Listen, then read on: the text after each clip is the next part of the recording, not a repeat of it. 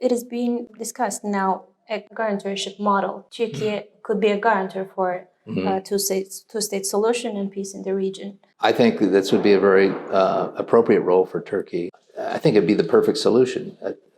We had the Oslo Accords, and some might ask, well, what has Norway got to do with what's going on? But Turkey does have an important role. There is now a nuclear-powered submarine of the U.S. in the region. Russia's more interest in the region. The Chinese have been making inroads there as well, and it's just a signal to them. Merhabalar efendim. Türkiye'nin dış haber platformu Harici için bir özel röportaj gerçekleştiriyoruz. Amerika'nın eski Savunma Bakan Yardımcısı ve NATO eski Genel Sekreter Yardımcısı Guy Roberts bize bir mülakat verecek. Thank you very much for coming in. My pleasure. Yeah, let's start with Blinken's visit to Ankara. It wasn't a warm one, actually. I mean, what we watched from the media, Blinken wanted to hug Turkish Foreign Chief Hakan Fidan, and he was not eager to do that. That was something outspoken. It was kind of a message. I would ask, what is your take on this situation? I mean, as a diplomatic message, but the main issue is Blinken wanted to persuade Turkey to put more pressure on Hamas to release the hostages, but Ankara refused to do that. So what did Washington expect from this meeting in general?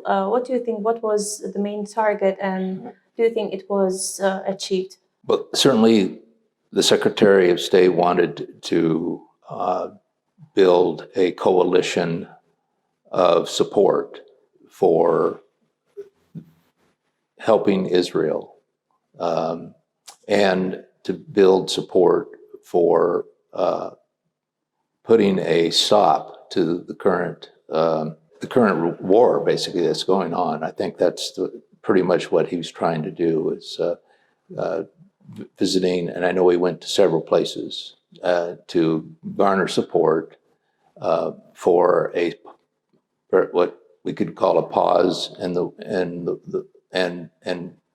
at the same time provide more support for Israel in light of course, the attack by Hamas, and then discuss in greater detail how and what procedures could be used to release the 240 some hostages that they currently have. Yes, President Biden is also talking about a humanitarian pause, but Israel is not approaching to that point. What is your perspective? I mean, yes, there's a humanitarian crisis. There's food crisis in Gaza, no electricity, no drinkable water. The water is contaminated because of bombings. And yes, of course, the U.S., as Blinken put, he is a Jew, and he said this while he was meeting with Netanyahu. But what about this humanitarian pause, which Biden is talking about? Why do you think that Israel is not approaching to that? In my view, it is that Netanyahu, and he said it, we're at war. And a pause, a humanitarian pause, would only help Hamas resist and get the supplies they need to continue fighting and continue to do the things that they do. And the pause we would hope, help the humanitarian crisis that's going on right now. I think the Israelis are taking the view that it would not do what it's intended to do. In fact, it would create an even more difficult environment by putting some sort of pause or stop or situation like that. Do you think this is a legitimate explanation made by Israel?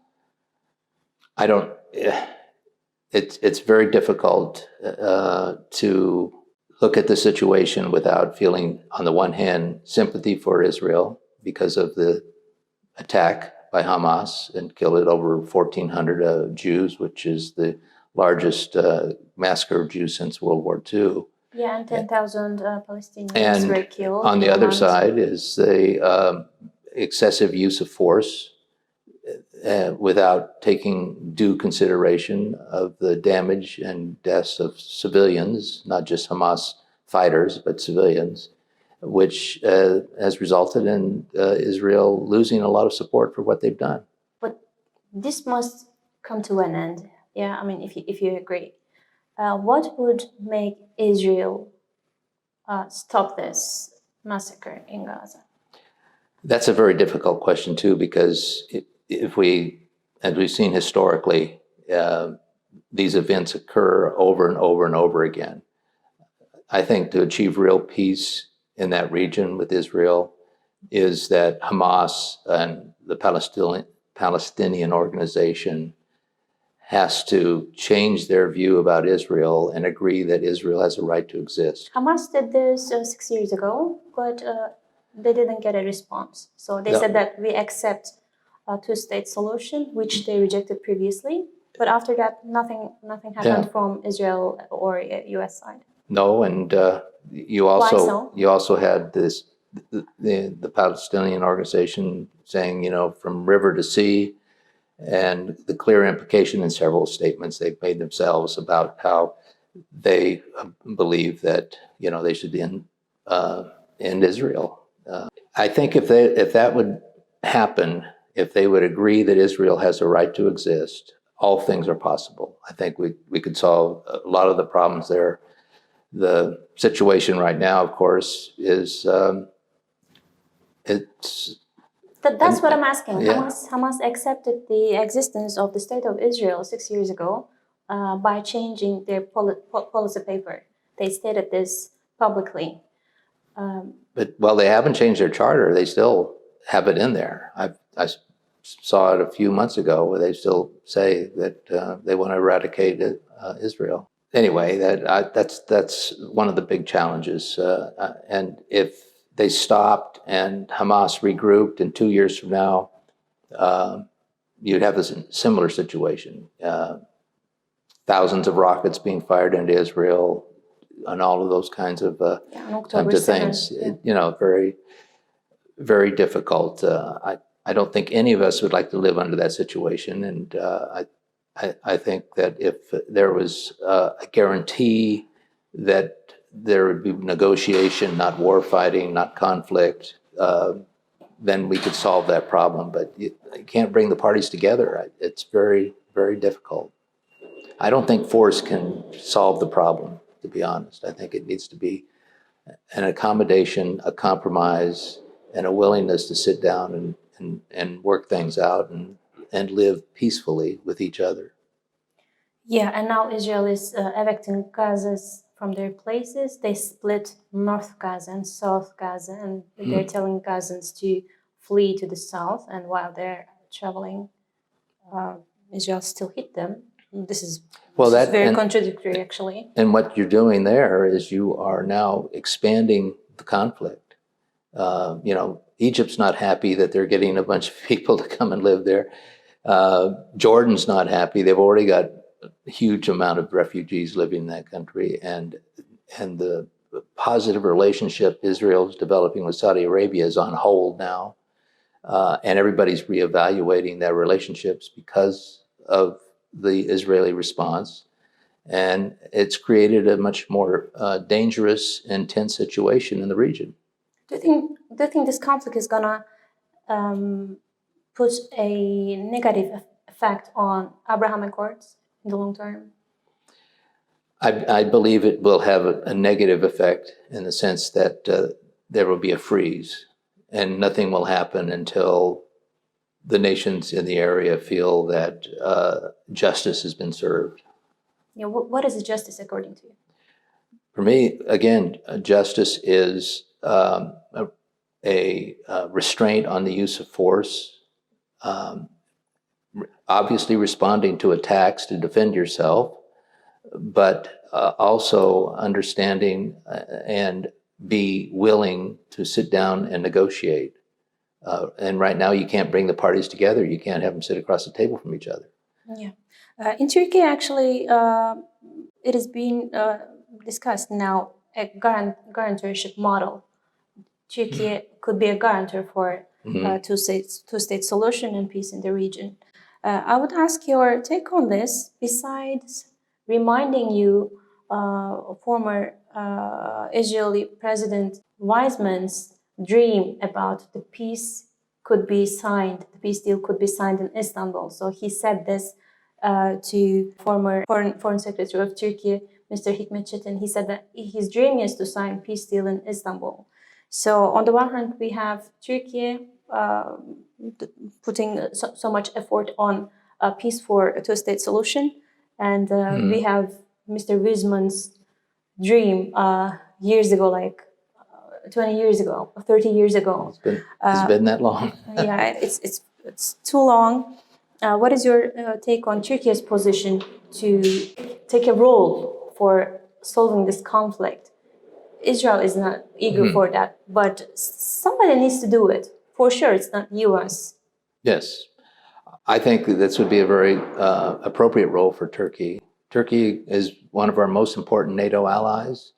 And the reason it's important is it is a bridge to the Middle East with Europe, and it has a prominent role in the region. And by taking on that role, I think that they would establish and show that they are an important leader in the region. I think it'd be the perfect solution. We had the Oslo Accords, and someone asked, well, what has Norway got to do with what's going on? But Turkey does have an important role and has an important interest in seeing something like that happen. Yeah. In your previous sentences, you referred to Hamas, the attack of Hamas on October 7th, that the hostages have been taken and so many people were killed from Israeli side. But the UN Secretary General Guterres told the attack of Hamas did not occur in a vacuum. So he actually referred to the previous pressure of Israel on Palestinians and especially on Gaza. So in the last 20 years, it happened several times, Israel's attacks on Gazans. Don't you agree? Well, most of those, I don't know all of them, but the vast majority of them, the Israeli response has been a response to rocket attacks, indiscriminate rocket attacks. The attack on October 7th by Hamas, again, the actions and acts that they did, and they are voluminous and well documented, things like beheading children and putting people alive in furnaces and torturing and raping women. All of those things are in gross violations of the laws of armed conflict and in violation of the Universal Declaration on Human Rights. And that makes it very difficult to say that what they're doing is legitimate. Yeah, I mean, the same goes for Palestinians. Yeah, I told you it's now more than 10,000 Yes. civilians were killed by Israeli strikes, bombs or missiles. Yeah. And almost 4,000 or 5,000 of them are children and women. Well, one of the principles of the laws of armed conflict is that you're under an obligation to separate military targets from civilian objects. There's a lot of physical evidence to support the fact that the Hamas did not do that. In fact, they deliberately put military headquarters in underneath hospitals and underneath schools in which there are a lot of civilians. And secondly, Hamas spokesperson calls the United Nations to establish an independent observing committee to come and check if there is any Hamas elements beneath these hospitals. And they said that there are not. You are welcome to come and check, but no one does. They haven't gone to check as far as I know. So they still have to check those things out and determine and do an investigation. More kids will be killed in hospitals. Well, and the other side of that is, and again, it's very difficult because I'm only going from what I've read in the newspapers and what I've seen in reports on various networks on television. And likewise, there's allegations that Hamas had stopped people from leaving areas in which the Israelis had warned that they were going to attack, that they have sequestered fuel that was supposed to be for civilians, and now they're using it for military purposes, and they are diverting humanitarian supplies to their fighters and not to their civilians. I don't know if that's true or not, but it's been reported like that, and investigations indicate at least some of that is going on. But how much, it's hard to tell. I just really don't know. It is also reported that from 35 hospitals in Gaza, 50% of them cannot operate because of lack of fuel. Right, exactly. That's another thing. Yeah, let's talk about Biden administration's plan for Gaza. I mean, a document has appeared in the media indicating that Israel aims to expel the Palestinians in Gaza to the Sinai Peninsula. Does the U.S., together with the Arab countries in the region, have a plan to expel Palestinians and leave Gaza, to an international administration? Are there any other countries involved in this plan? I have no idea. You're not aware of this? I don't. Yeah, you were traveling. I know that there are countries in the region that are very interested in that. Obviously, Jordan is very interested. Egypt is very interested. And of course, you still have the problem of Hezbollah in Lebanon. And of course, there's a long history there of conflict as well. And then you have, of course, Syria is also, and backing it all up, and that's well documented. In fact, they've even said it is the Iranians. The Iranians have supported all of those groups. French President Macron visited Israel, and he gave a joint presser to public with Netanyahu, and he said that they should establish a global military coalition against Hamas, like it was for ISIS, so-called ISIS. ISIS and On the Daesh. other hand, now Turkey is discussing there should be a regional coalition to solve this conflict. So please give me your take on these 2 points. Well, I think having a Middle East or a regional solution is a much more positive and probably more stable type of solution process than just the two, Hamas and Israel, trying to work things out by themselves. I think that's a very positive way to go forward because anything that happens in that area has an impact on all of them, and having all those countries agree, a key player would be Saudi Arabia, but the other countries in the region as well. I think that's a very good idea. I would support that 100%. Yeah, what about the global military coalition of Macron? Well, it's difficult to get. It'd be more difficult, and you'd have you'd have countries that don't have a stake in the solution. That's why I think the regional solution would be much better. Yeah. So for a long time, the U.S. has been reducing its military presence in the Middle East, but currently, U.S. officials have repeatedly announced more support for Israel, and there is now a nuclear-powered submarine of the U.S. in the region. Besides, thousands of tons of ammunition goes to Israel daily. That is also reported. What should we understand from that? I mean, Israel cannot be the only reason why for this build-up, this nuclear submarine, and because Gaza is a very small place, and Israel can, already split Gaza into two, and now they're having the land operation. So is the U.S. Army returning to the Middle East strongly, and why? Well, that's a very important question about what does the presence of that submarine mean.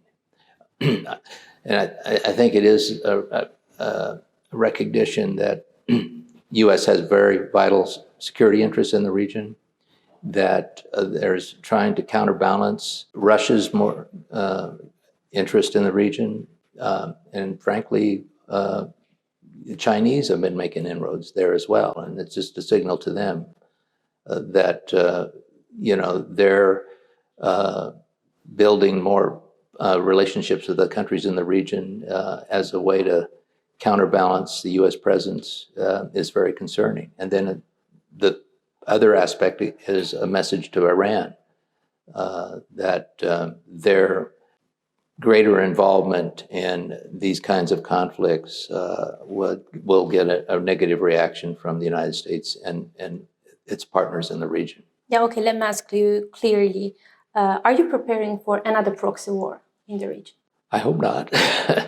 I don't know. I mean, I think the choice here is they're trying to deter that from happening by building up a presence so that the cost-benefit analysis of those who do it is that the costs far outweigh the benefits. And I think that's what they're trying to do, is to deter that from happening. Okay. As far as I listen to Turkish military experts who have been talking about the Israeli army, they said that Israeli army is good at, on air forces and armed forces. Israel is not good with land operation. So also we know that U.S. promised, infinite support to Israel on this conflict. Do you think that, or do you know that Blackwater Company soldiers, mercenaries, or YPG forces can be shifted to Israel to fight against Hamas? I don't know enough about it to comment, I really don't know. I can't really comment on the efficiency of the Israeli Defense Forces. And okay. I just don't know. That's fine. That's fine. So in your previous answer about U.S. military presence in the region, you referred to Russia and China. So a couple of weeks ago, I interviewed Maria Zakharova, the spokesperson of Russian Foreign Ministry. She told me that the U.S. knew about the Hamas attack in advance, but did not publicize this intelligence, this information, and did not share this with Israel. So she also said that before the Hamas operation, the U.S. had decided to reduce its aid on Ukraine in order to actually shift this military aid through Israel. How do you assess these allegations? I'd be very surprised if that was the case. Because, again, if the U.S. had intelligence that an attack was imminent, I'm almost 100% sure they would have passed that on to the Israelis. I think the real problem there was complacency on the part of the Israeli intelligence, that they were seeing a lot of signs and signals, but they just didn't take it as seriously as they should have. And that's kind of why they were caught. I mean, the U.S. claims to be the superpower of the world, yeah? I mean, yeah. Has the biggest army, biggest military stocks, and very good at intelligence. Mm-hmm. Same goes for the U.S. ally in Middle East, Israel. How comes there is not a possibility that there was no intelligence on the attack of Hamas on October 7th? Well, I think there was signals, but somebody has to sit down and analyze it and come to some conclusion about what this means. And I think that's where they probably didn't do as well as they should have. I will also ask you about this drone issue between the U.S. and Turkey. So I think for the first time, a member of NATO shut down a drone of another member of NATO. So the U.S. Army shut down a Turkish drone recently. So what does that mean for NATO? I mean, this is the first time ever. Is the U.S. uncomfortable with Turkey's move in Syria, and does it plan to take measures against Turkey's presence there? Will conditions arise in which Turkey and NATO will confront each other? So this is a big issue. How would you define Turkey's place in NATO? Well, I think Turkey is one of the most important allies in NATO. Again, because of their position, because of their military capabilities.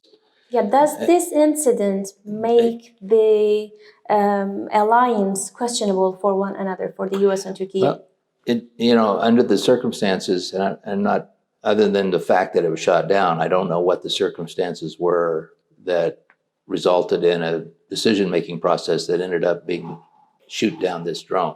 Yeah, I don't know while what, the drone was targeting terror points in northern Syria, yeah, the right. U.S. Fighter jet hit Turkish Hit drone drone. right in front of the terrorist targets. Yeah, I'm perplexed by, why that happened. I don't know if there's been any follow-up, but obviously we're allies, and these kind of situations happen and have happened in the past, where friendly fire is shot down. I just don't know if it's friendly fire, deliberate act, or what were the detailed circumstances that resulted in that. Yeah. I would be very surprised if this was something that was directed at Turkey. Must have been some other factors involved. Mm-hmm. Okay, let's say so. So I have a long question, so I'm going to look at my notes here. In an interview with The Economist last week, Commander-in-Chief of the Armed Forces of Ukraine, Mr. Valery Zaluzhny, said that the war with Russia had reached a dead end. And there was a risk that the counteroffensive would be replaced by a war of possession that could last for years. And this is recognized by many experts. The U.S. press, the nation, indeed, also wrote that nuclear war is imminent and a ceasefire in Ukraine is needed. So in the run-up of the U.S. presidential elections, especially among Republicans, the aid to Ukraine is very questionable and has gone under fire. Mm-hmm. So how long can Washington continue to support this war? And also we know that Trump is very, very close to winning the elections again. So he's in some places he's like 3 to 4% above Biden in the public questionnaires. So do you think the situation will change in Ukraine if Donald Trump wins the election, and if he comes back? What's going to happen in the Middle East? Because he was the one who started and who promoted the Abraham Accords and normalization with Israel. He grabbed all Arab countries in the region to shake hands with Israel again. So many military cooperation agreements and so many commercial agreements. Mm-hmm. What's going to happen if Trump comes in? Besides my Ukraine question, can you answer this? Well, of course. As you're probably aware, he made the statement that if he was elected president, he'd solve this problem in 24 hours. Yeah, about Ukraine. Yeah? About Ukraine, yes, yeah. And of course that got a negative reaction from. What would that mean? He would stop the aid to Ukraine. Yeah, that will be the way he would solve the crisis. I don't know if that might be part of the deal that was, but I think what he was talking about was forcing, incentivizing, in some way, Russia and Ukraine to stop the fighting and agree to come to some process on how to resolve the territorial dispute that the Russians have engendered through their aggression on Ukraine. Russia has indicated, I believe, that although the signal's mixed, that they're willing to come and sit down at the table and negotiate. So far, the Ukrainians have said they're not interested, but at the same time they are at what I read was a stalemate, and the likelihood is that neither party is going to make much progress against each other for several more months, if at all. What if Trump's elected again? If he's elected again, and he's a man of his word, he would do what he said, or at least he would try. You were appointed by Trump, yeah? Yes, I was nominated by President Trump for the Assistant Secretary job, yes. Yeah. So what's going to happen in the Middle East if he's elected, if he comes back to the office? Well, again, I think he would use the office and his persuasive powers to force people to come to the table and reach an agreement. But what that agreement, it's hard to say at this point. While you were working with him, during your term, what was the sincere, not the ones on screen, the sincere approach regarding the two-state solution with Israel and Palestine? Well, that's been the official policy for how many decades now, the two-state solution. Whether that could actually happen or not, it's very difficult to tell. I personally don't think that, especially as I've said before, the unwillingness to recognize Israel's right to exist that will ever approach the two-state solution, and unless the attitudes change. There needs to be a fundamental change of attitude about Israel and about what the Palestinians have a right to have. Mm-hmm. If it comes to the office, do you think the aid to Israel will reduce, or? I think that's one of the incentives that would be told to them to, just like the same thing, we provide financial resources to the Palestinian Authority as well. And that's one of our levers to force them to come to the table. Now, whether the Palestinian Authority and the Hamas, there's no love lost between those two. Mm-hmm. Whether we can get them to come together and reach an agreement is very problematic at this point, obviously. Yeah. Do you think the U.S. administration now has a word on Israel, has a power and influence on Israel, on anything? Yes. I mean, if the U.S. says, open the Rafah border from Egypt, let humanitarian aid be passed through the border, and let Gazans, use these facilities, will Israel do it? If they have assurances that this aid is actually going for humanitarian purposes, I don't see any reason why they wouldn't. Yeah, now the U.S. Army has almost, according to the Turkish military experts, almost 30 or 40,000 soldiers in the region. So if the U.S. wants, you can also send a certain group of or observers or guarantors to the Rafah border to provide this assistance. Why do you think the U.S. doesn't do it now? Well, if the administration would put U.S. soldiers in an armed conflict situation like that, number one, he'd have to get approval from Congress. Let it be as peace forces, let it be the observer forces. Well, peacekeeping, they would not necessarily have to get a permission, but peace enforcement, which implies using military force, I think he'd have to get Congress support to do that. And that right now, given the whole situation and resistance on the part of Democrats as well as Republicans. Yeah, I mean, 10,000 civilians killed and so many people are in need now. Yes. Even the bakeries are shut, they cannot produce bread to eat. They don't have clean water. So, I mean, they can even stand in Egypt side of Rafah border, not go through the Gaza, not to be involved in the conflict. Mm-hmm. What prevents the U.S. give this humanitarian support to Palestinians? Yes, you support Israel, but you also raise your voice for humanitarian pause, as Biden puts. Why not? Why not? Well, providing materials is an easy solution. Getting U.S. personnel there that could be involved in conflict historically has been a real big challenge, simply because it's you're getting into a mess, then you get deeper and deeper and deeper, and then before you know it, you got a whole military engagement going on. People in Congress see that, and they say, wait a minute, we don't want to get in a situation where we end up having to support and go in and be peace enforcement. We'd rather let other countries in the United Nations do that. Yeah, I mean, the question is, you go for fighting. You go to Afghanistan, you go to Iraq, you go to Libya, you go to whatever. Yeah. For fighting. Why not for peace or for humanitarian aid? Well, again, it's seen as a slippery slope. But you can start here, but you're going to end up in a war-fighting situation. In those war-fighting situations, you got approval. You had the United States government as a whole agreeing to it. This kind of situation, we've got a long history of them not agreeing to that. Mm-hmm. If we're involved, sooner or later, we'll just keep getting more and more involved. And before you know it, we've got another 50,000 troops in an overseas conflict.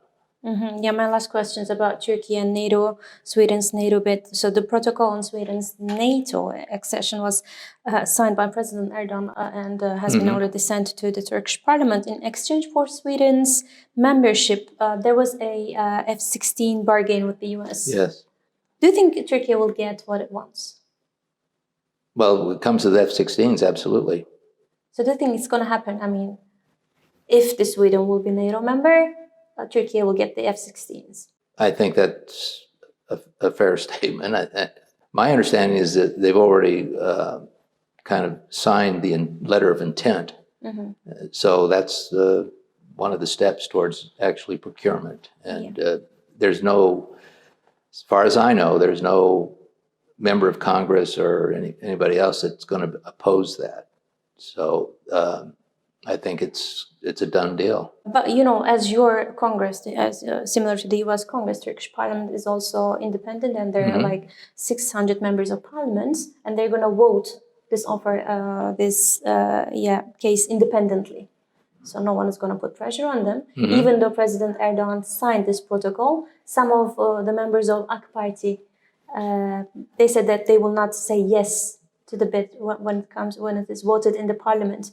So if it comes to happen like no to Sweden's NATO accession, will there be a revenge for that from the US side? How do you see the US Congress members?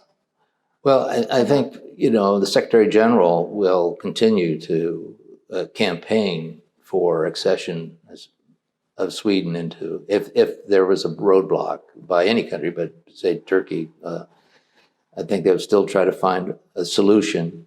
That's NATO's way of, working to try to assess the problems that are a barrier to accession and then work to come up with a solution. If the F-16 deal fell through or there was some other issue, I believe that one of the issues with Sweden was they were harboring people that Turkey characterized as terrorists. Members of PKK. Yeah, PKK, right. I was going to say that. and that was very concerning on the part of Turkey for obvious reasons. I believe that problem was resolved, and they're now, willing to go down this path, and I think there won't be any problem with doing that. Yeah, we're gonna see. So that was my final question. Is there anything that I didn't ask you about you want to put? Covered the main issues, that's for sure. I guess one of the questions is about the impact of Russian aggression on Ukraine. Obviously, that's something that's been concerning and a challenge for Ukraine and NATO. But for me, the biggest issue there is the challenge to the rules-based international legal order that we've had in place for 75 years. And during those 75 years, we've seen the greatest economic improvement and the democratic institutions and incentives for freedom that we've ever had in the entire history of mankind. And the reason we've had that is in large part because of an alliance like NATO, which is the greatest collective security organization the world's ever seen. And this is controversial, and the fact that we have nuclear weapons, and the thought of using nuclear weapons would create Armageddon catastrophe, and the fact that that would be a catastrophe has prevented great powers from going to war. And that has kept the peace and strategic stability for 75 years. And now we have a challenge to that in which Russia, by invading a country, is saying, we don't agree with that anymore. That we're back to great power competition, that if I have the resources and I want to invade you, I will. And if you're a small country, you either do what I say or you pay the price, as opposed to having a mechanism, United Nations institutions, to defend and protect those small countries by everyone agreeing that in non-interference of internal affairs and respect for the sovereignty and territorial integrity of nations. And this is the biggest challenge we've ever really faced as an alliance. And it's very concerning. Obviously, it's concerning when the Russians invade Ukraine, and the Ukraine issue is, obviously, they've got their focus on that. But for the greater good, the issue is, are we going to continue to have a rules-based system, or are we going to go back to a system the way it was in the 19th century and all the problems that that caused?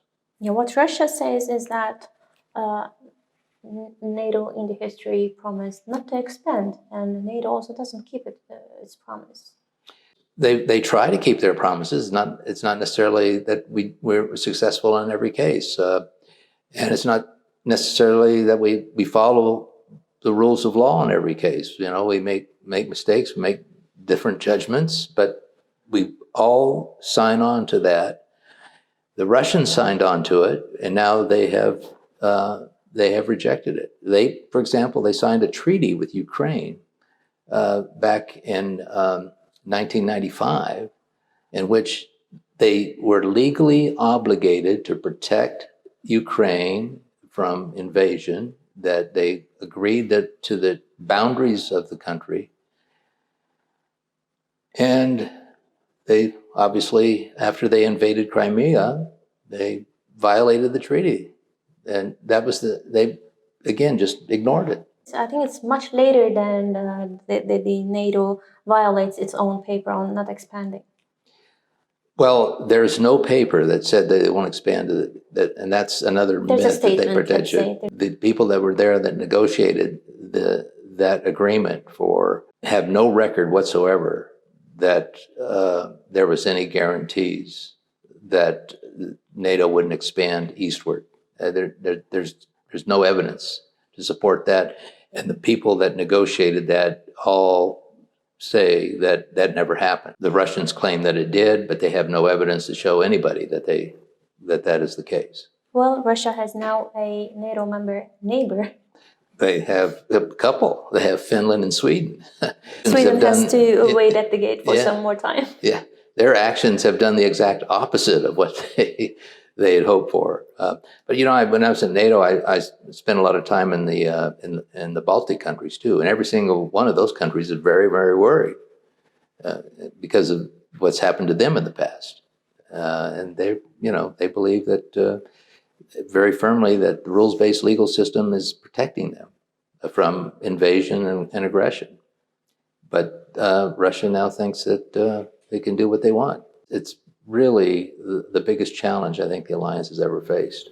Well, thank you very much for your time and for this interview. Mr. Guy Roberts, the former Deputy Minister of Defense of the United States. Değerli izleyiciler, Harici için bu özel röportajı Masa Stratejiler desteğiyle gerçekleştirdik. Masa Stratejiler Başkanı Atılgan Bayar bizleri Ankara'da Kanvas Sanat Galerisi'nde ağırladı. Röportajı da burada gerçekleştirdik. Teşekkür ediyoruz. İzlediğiniz için sizlere de teşekkür ediyoruz.